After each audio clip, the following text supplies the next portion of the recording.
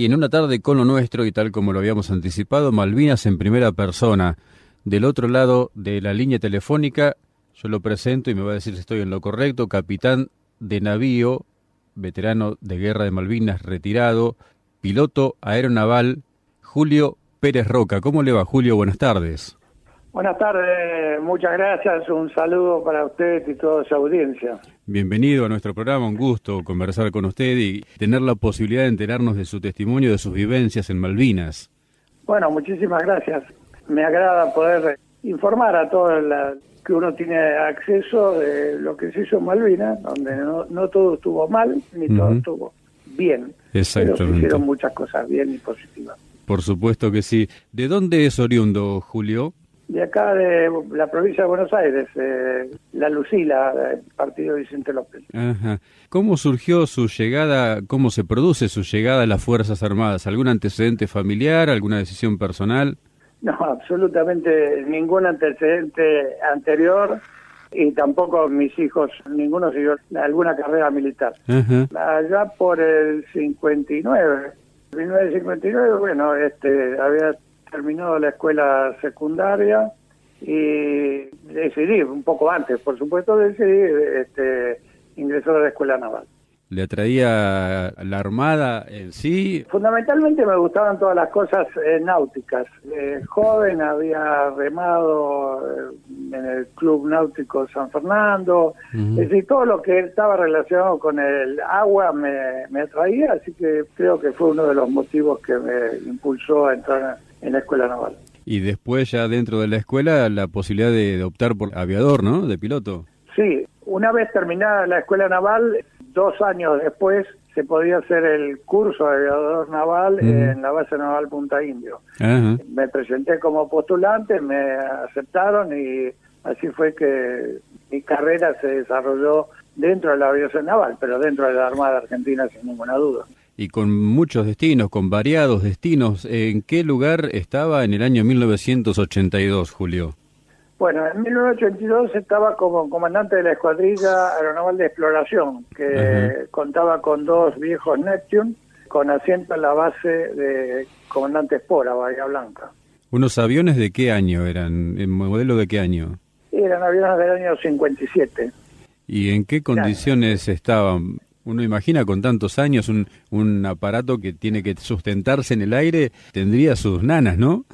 Sí, pero el mantenimiento siempre fue bueno, excepto que hubo una época que con Estados Unidos nos había bloqueado, precisamente en la época de Malvinas, antes, con anterioridad, nos había bloqueado la venta de repuestos, y Neptune fue uno de los que sufrió la veda de repuestos y no había, tenés así que teníamos 2 aviones, el 111 y el 112, y el 111 había quedado sin motor, o sin un motor, eran motores radiales de explosión, y no había repuesto.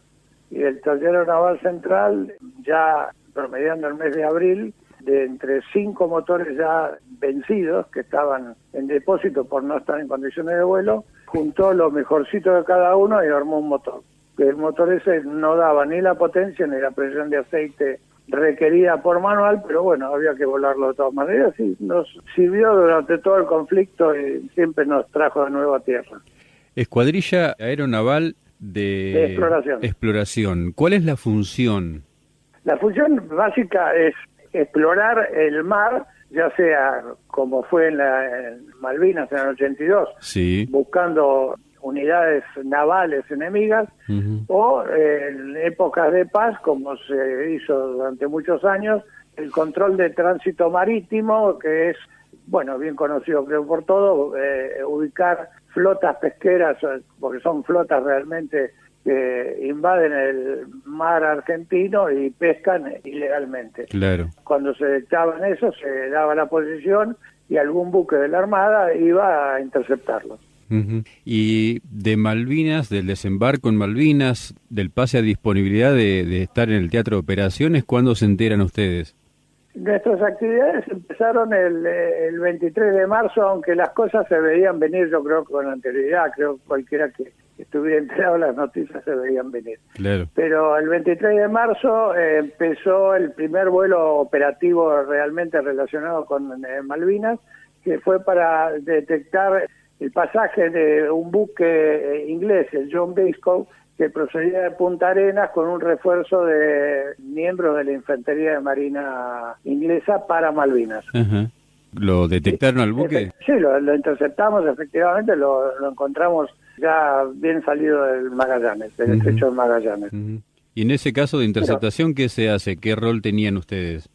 No, era detectar, había información de inteligencia que era posible que eso ocurriese y había que confirmarlo. Bueno, se confirmó realmente, pero en ese momento no se podía hacer absolutamente nada. Eso fue el 23 de marzo. ¿Y más adelante cómo siguió el desarrollo de las acciones para ustedes? Bueno, a partir del 2 de abril, que se concretó el desembarco en Malvinas, comenzaron vuelos que eran circundando las Islas Malvinas hasta el 1 de mayo, donde realmente empezaron las acciones reales. Y siempre fue buscando buques enemigos.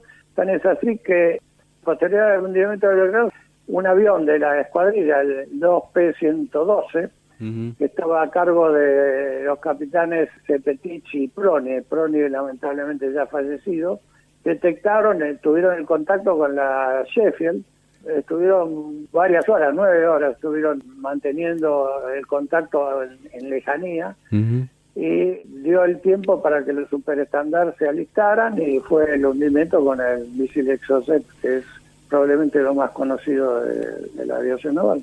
Los primeros días de mayo, puntualmente el 2 de mayo, se produce el hundimiento del crucero General Belgrano.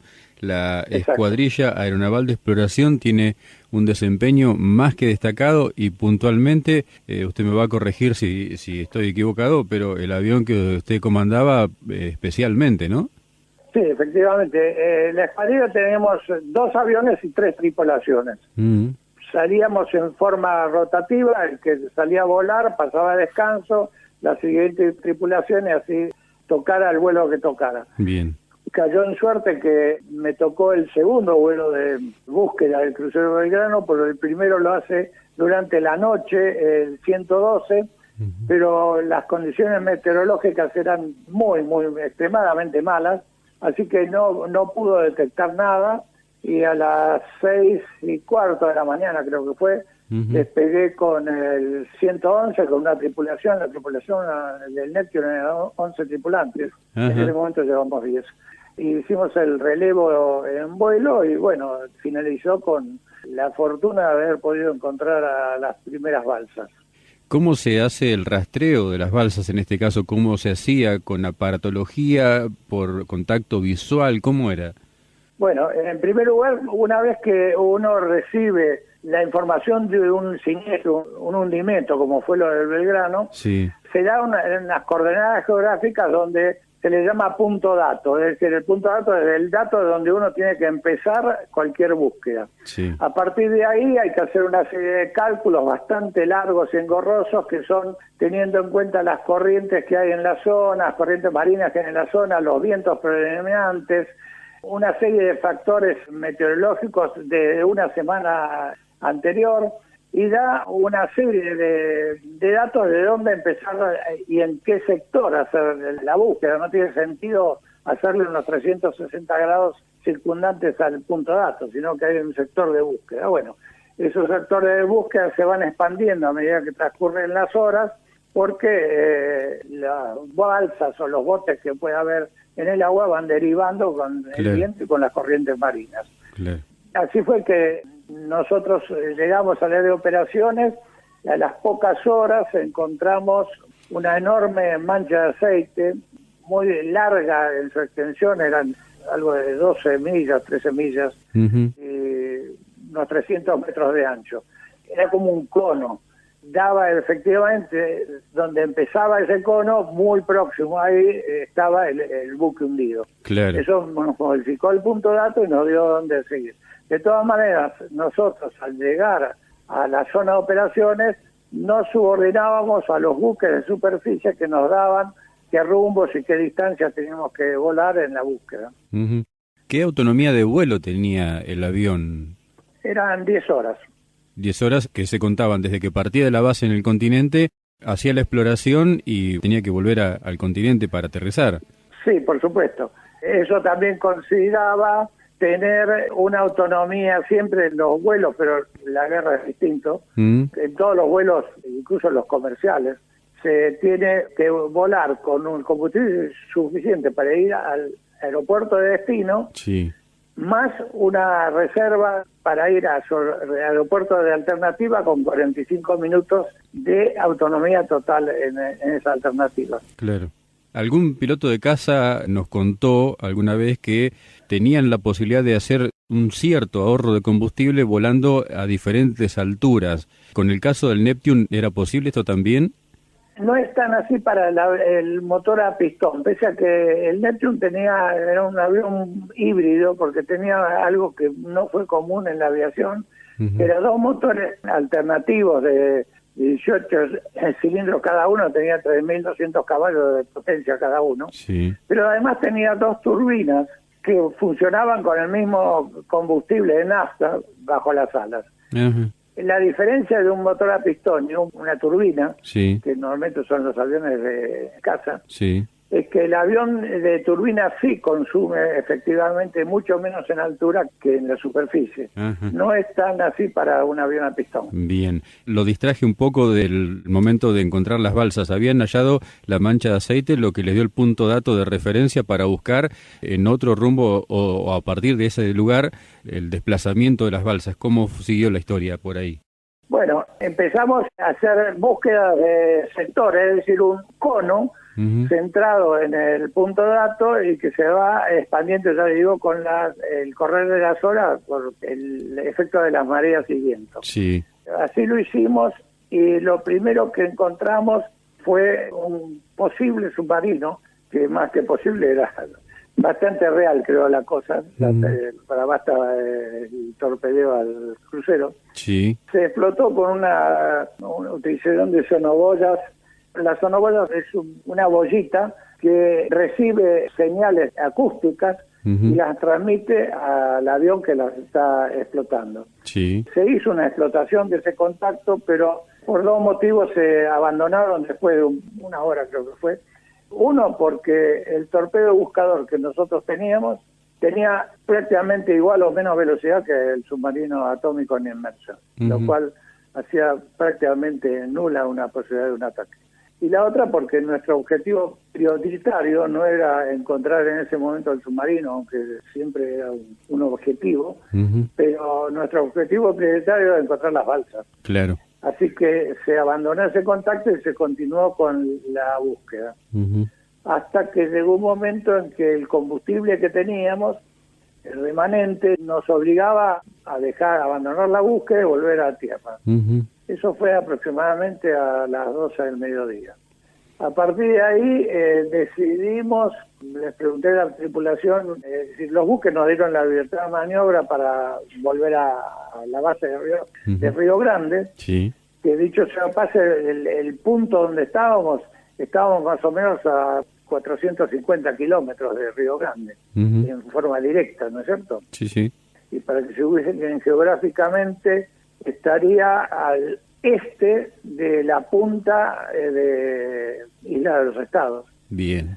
Bueno, recibimos la autorización esa, pero le pregunté a la tripulación si ellos fueran los náufragos, si no querrían que se los siga buscando.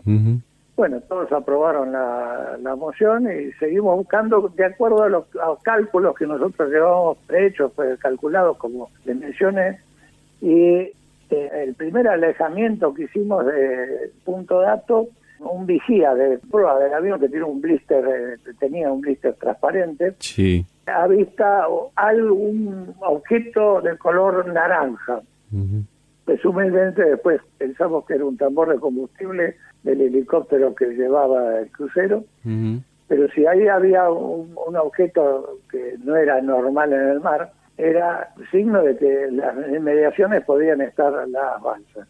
Así que abandonamos la búsqueda del sector, comenzamos a hacer una búsqueda de piernas paralelas, es decir, volar una determinada cantidad de millas en un sentido cerrar como si fuera un rectángulo y volver en el sentido opuesto y así sucesivamente. Sí. En la tercera pierna que les refiero, aparecieron las primeras balsas, las primeras 15 balsas. Eso fue exactamente 13:15 del mediodía.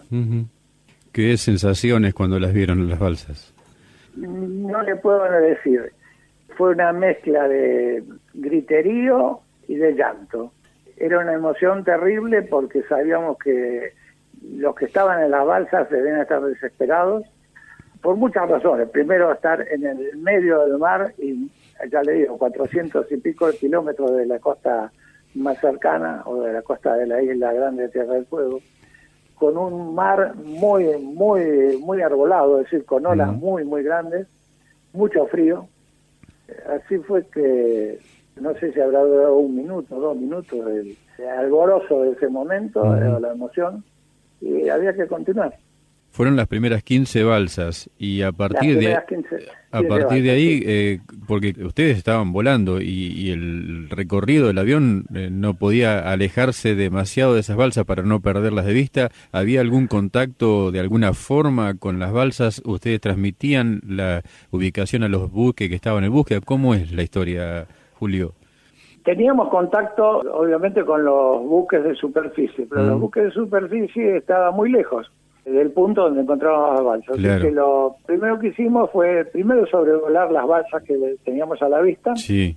Pasábamos muy bajito, haciendo alabeos con las alas, es decir, inclinando el avión hacia derecha e izquierda, como darle una señal, los encontramos, los vimos, para darle la tranquilidad a los náufragos. Sí. También largamos una sonoboya 16, que es una que se usa en búsquedas así con náufragos de superficie, donde el náufrago, si la recoge, puede agarrar el hidrófono que cuelga debajo de la sonoboya y ahí puede utilizar, en vez de ser una señal de un submarino, puede utilizar y hablar por él. Pero desgraciadamente no fue posible, ya le digo, con un mar muy arbolado y después de estar un montón de horas flotando en esas balsas era medio imposible, pero habría que intentarlo. Seguro. De todas maneras nos quedamos volando sobre las balsas porque la idea era que si le decíamos a los buques, le damos las coordenadas geográficas, pero no siempre son precisas al punto de poder recalar al mismo punto con los buques. De tal manera que nos quedamos sobre las balsas hasta que los buques nos dijeron que nos tenían en su radar, que nos tenían bien ubicados, o mejor dicho, bien ubicados, que las balsas estaban debajo nuestro. Sí. Ahí nos liberamos y emprendimos el regreso a Río Grande. ¿Habían avistado más balsas ya para ese momento o solamente las 15 iniciales? No, las 15 iniciales fueron. Las balsas no estaban ni juntas ni mucho que se le parezca. Claro, estaban muy dispersas unas de otras. Sí. Y recordamos que ustedes estaban al límite con el combustible. Era otro motivo que tampoco les permitía estar tranquilos, ¿no? No, todo lo contrario. Estábamos con el combustible, no sabíamos, si realmente no sabíamos, el mecánico me decía, no llegamos. Entonces, así que para emprender el regreso decidí llegar a Isla de los Estados, la parte norte de Isla de los Estados, porque la parte sur es un acantilado inaccesible, pero la parte norte tiene algunas playitas. Y la idea era, bueno, si nos tenemos que planchar, vamos a planchar, es decir, acuatizar, que no era para eso el avión. Pero llegar a poner el avión cerca de tierra, accesible, y el avión siguió volando. Cruzamos el estrecho de Lemer y una vez que estábamos sobre la isla grande de Tierra del Fuego, pusimos el rumbo definitivamente a Río Grande y aterrizamos ahí. El mecánico sondó los tanques y nos quedaban 15 minutos de vuelo. Dicho sea de paso, uno de los motores antes de llegar a Río Grande se quedaba sin combustible, empezó a toser. El mecánico lo alimentó con algo que se llama alimentación cruzada, es decir, que de un solo tanque alimentaba los dos motores y así llegamos bien. Al límite, pero llegamos. 15 minutos de vuelo. Si tardaban ese tiempo más en encontrar esas 15 balsas, no llegaban al continente. A Isla Grande hubiéramos llegado, pero como les digo, nosotros bordeamos la costa con la misma idea que en ir a los estados. Claro. Si había que Claro. plancharse, bueno, estar cerca de la costa como para poder llegar. Con los riesgos que implicaba plancharse, ¿no? Sí, de hecho, no es un avión que esté en condiciones de plancharse. Incluso el Neptune es un avión que tenía como una media esfera o un huevo colgando abajo Sí. en la panza del avión, que era el radar. Para que tengan una idea, la antena de ese radar tenía 2,70 metros de diámetro. Ujú. Es decir, que era un objeto muy, muy grande y voluminoso, que sin duda eso hubiera sido, en caso de un amerizaje, un problema grande. Sin lugar a dudas. Imagino el aterrizaje y el recibimiento de la gente de la base, ¿no? Sí, pero en la base está bien, cada avión que volvía de la zona de operaciones era muy bien recibido, pero cada uno tenía sus funciones, sus actividades, e incluso algunos estaban en descanso para sus próximos vuelos, etcétera. Pero sí, los mecánicos en tierra, toda la gente que era de apoyo en tierra, por supuesto, estuvo allí muy contenta con todos nosotros. Y después, bueno, finalmente ya los buques terminaron de realizar el hallazgo del resto de las balsas, ¿o hubo también apoyo aéreo para eso? Sí, el Neptune fue derivado a otras actividades de exploración, más precisamente como terminó siendo el 112 con la detección de la Sheffield, Sí. y ahí continuaron toda la tarea de localización con los aviones de transporte, que eran los aviones Electra Ajá. y los F-28. Ujú. Ellos fueron los que continuaron con la localización de más balsas, y eso permitió que en total se rescataron 770 sobrevivientes. Sí. El crucero tenía 1093 tripulantes. Sí, sí. 773 llegaron con vida y se encontraron dentro de las balsas 23 ya fallecidos. Un hecho importante, yo creo. Por supuesto. Los buques que participaron en ese rescate fueron el Aviso Burruchaga, el buque polar Bahía Paraíso, Ujú. los dos destructores que estaban en su momento del hundimiento con el crucero, que era el destructor Bullard y el destructor Piedra Buena. Así es. Pero hay algo que yo siempre resalto, que es el Aviso Burruchaga, era un buque que tenía 90 metros de eslora, es decir, 90 metros de largo. Ujú. Era un buque muy chiquito. En el momento de eso tenía 80 tripulantes. Ujú. La tripulación completa, colmada de los 80 tripulantes, rescató a 363 personas del agua. Es decir que más los 80, por creces estaba excedido en lo que podía albergar, pero es destacable el empeño que pusieron todos. Y cada de los buques, el Bahía Paraíso rescató a 70 sobrevivientes, más fallecidos, ¿no? Cada buque. Ujú. El destructor Buchar 64 y el destructor Piedra 273. Así es. El destructor Buchar tenía problemas porque por un problema en sus máquinas no podía parar las máquinas, entonces tenía que rescatar las balsas navegando a la menor velocidad que le era posible, Ujú. engancharlas y ahí subir a la gente mientras estaba navegando, lo cual complicaba mucho las cosas. Claro. Pero bueno, así fueron los hechos. Sobre todo teniendo en cuenta las condiciones en que estaba el mar, ¿no? Sí, sin duda, sin duda. Había vientos de más o menos 60 kilómetros por hora. Y un estado de Sí, oleaje impresionante. Sí. Pero Qué bueno, fue y sigue siendo para mí una emoción muy grande Sí, claro. el poder contarlo y haberlo vivido. No me cabe ninguna duda. Y para usted y su dotación y la del 111, ¿cómo siguió el desarrollo durante el conflicto de Malvinas? Bueno, seguimos haciendo las exploraciones, ya le digo, buscando buques enemigos en la zona, Ujú. pese a que después del hundimiento de la Sheffield, los buques ingleses se retiraron ya al este de Malvinas, Claro.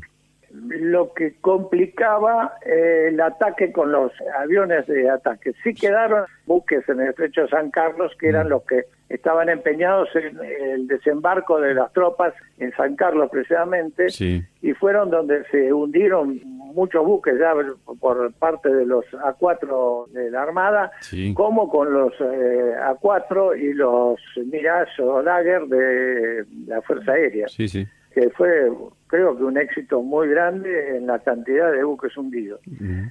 De todas maneras, hubo ataques que fueron muy exitosos, por ejemplo, el Atlantic Conveyor, Ujú. estaba muy alejado también, pero se hizo con los aviones superestándar con reabastecimiento en vuelo, tanto de ida como de vuelta, después de haberle lanzado y hundido el tren del Conveyor, aterrizaron en Río Gallegos a la vuelta.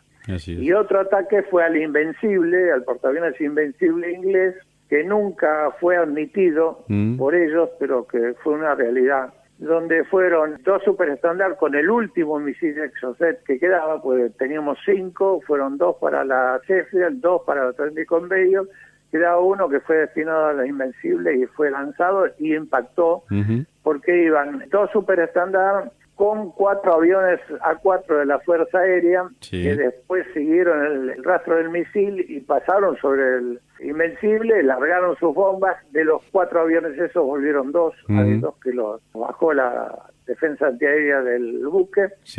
Pero el buque fue tocado sin ninguna duda, tan es así que pese a que no lo reconocieron, el buque ese entró un mes más tarde que el resto de la flota inglesa al puerto, ¿no? Hemos tenido testimonios aquí en el programa de pilotos que participaron en esa misión precisamente. Ah, bueno, entonces mucho más claro de lo que yo le pude haber contado. Venimos siguiendo desde hace mucho tiempo la historia de Malvinas y tratamos siempre de aportar más testimonios, por eso lo requeríamos a usted en esta tarde, ¿no? ¿Tuvieron encuentros en algún momento de sus misiones con patrullas de combate de los Harrier? Por suerte nunca llegamos al encuentro físico, llamémoslo así. También me tocó una oportunidad en una explotación de un contacto, explotación es decir, mantener un contacto con los buques, que fue después del ataque a la Sheffield, y afortunadamente un cabo que estaba en la base de Río Grande, en una central que había ahí, una central de operaciones de combate, recorriendo el dial para encontrar emisiones de los ingleses, escuchó una, como no sabía inglés, se la pasó a otra persona y así sucesivamente hasta que nos avisaron que estábamos iluminados por un radar aire y que habían ya vectoreado la PAC que es el piquete aéreo de combate, son aviones que están en el aire esperando tener un blanco para ser enviados a él. Así que nos mandaron los Harrier, pero por suerte pudimos zafar y volvimos. Ciegos había siempre, pero bueno, la suerte nos acompañó y siempre pudimos volver, no tuvimos bajas durante el conflicto y los 2 aviones nos respondieron muchísimo más allá de lo que era dable esperar por la vejez y por el tipo de avión que era. Y al finalizar la guerra, ¿cómo siguió su historia en la Fuerza? ¿Qué destino tuvo? Los 2 aviones fueron descargados, terminaron la guerra y fueron descargados. Uno, lamentablemente, el 111 fue canibalizado, como nosotros le llamamos, y se lo llevaron los gitanos para fundirlo. Y el 112 estaba ahí derrumbándose en Temperie, fue rescatado para hacerse un museo que está en la base, en la entrada de la base aeronaval Comandante Espora, que es de uso de visita, no hay que ingresar a la base, es público. Y hay varios aviones ahí en exposición y actualmente lo están recuperando gente que voló y trabajó con los Neptune. Lo están recuperando porque estaba muy deteriorado ya por el tiempo y está quedando realmente, parece nuevo. Por esfuerzo personal, Claro, no hay apoyo de ningún tipo, sino los que volamos Neptune contribuimos con algo de dinero para comprar pintura y algunos otros elementos que se necesitaban. Y así gente que voluntariamente fue a trabajar y así lo están terminando. ¿Hasta qué año estuvo en la Fuerza, Julio? Hasta el 1992 que me retiré. ¿Visitó las islas? Sí, hace 3 años.